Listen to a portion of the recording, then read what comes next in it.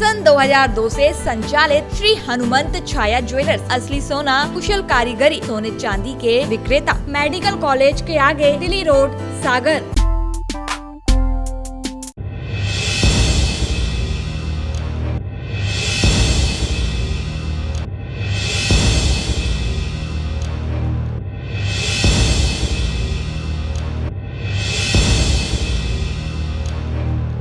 उमरिया के Bandhavgarh tiger reserve में गुरुवार को बाघ T37 का शव पाया गया।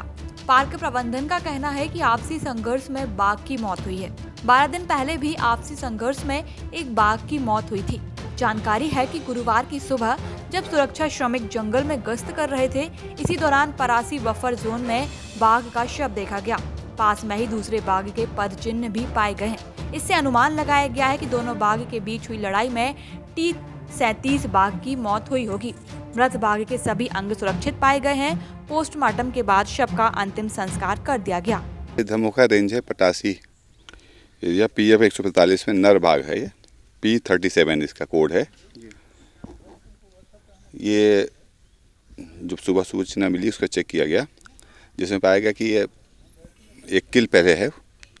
उसी किल के चक्कर में दूसरा टाइगर भी यहाँ आया है, क्योंकि सुबह चौकीदारों का जो सूचना है कि वो दूसरा टाइगर भी भागते दिखाया गया है सुबह देखने पर।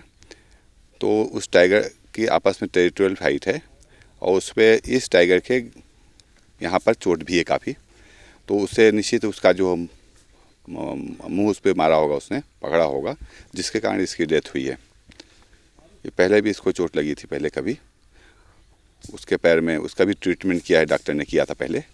वो भी देखने को मिला कि क्या उसमें क्या, उसका सैंपल भी इन्होंने लिया है कि आगे उसमें उसके लिए है रिसर्च पॉइंट ऑफ व्यू से कि वो चोट का जो उन्होंने ट्रीटमेंट किया था उसका क्या आज की स्थिति क्या रही है उसकी। बेसिकली ये टेरिटोरियल फाइट की या दो टाइगर के बीच की लड़ाई का मामला बनता है। फिर भी सैंपल ले लिया है, सैंपल चेक करने के बाद फाइनल निर्णय दिया सकता है। दूसरा टाइगर सर कौन है जो जिसके साथ इसकी फाइट हुई है? अब वो यहाँ से भाग गया है वो, क्योंकि नीचे चौकीदार देखने भागते हैं, भाग गया, ये आइडेंटिफाई नहीं हो पाया। इसका नंबर मालूम था, मैं बताया है, इसलिए P37 है इसका। दूसरे टाइगर को भी चोट लगी होगी निश्चित रूप से। वो यदि होता तो भागता नहीं वो। ये कमज़ोर, ये इसका ये एज जो है 12-15 साल है। ये निश्चित से एज ज़्यादा है इसकी, वो यंग एज रहा होगा, इसलिए उसको चोट नहीं लगी है, ये घायल हुआ।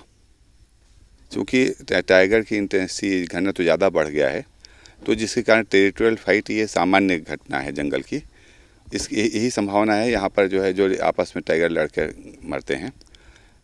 तो ये नेचुरल फिनोमेना है कि एरिया आइडेंटिफाई करने के लिए टाइगर एक दूसरे से लड़ाई कर लेते हैं, लेकिन कोई किसी प्रकार की अनड्यू घटना यहाँ प्रतीत नहीं होती है। वो ऐसा नहीं है, वो जब आइडेंटिफाई तुरंत नहीं होता है। जैसे आज घटना है तो आज हम लोग इसको देखते हैं। अब वो दूसरा टाइगर यदि इस एरिया में है, जो फाइट में यदि घायल हुआ होगा, तो निश्चित 2-4 दिन वो भी पता लग जाता है। तो निश्चित यहाँ इंटेंसिव चेकिंग शुरू किया जाएगी, हाथी मूवमेंट भी कराया जाएगा कि क्या संभवतः कोई दूसरा टाइगर भी घायल हुआ है कि नहीं हुआ है, वो पता लग जाता है। शिकार की कोई संभावना नज़र नहीं आ रही, ना बुलेट कोई है, ना कोई घाव है, कुछ नहीं है। केवल वो टाइगर का जो जबड़े का जो निशान था।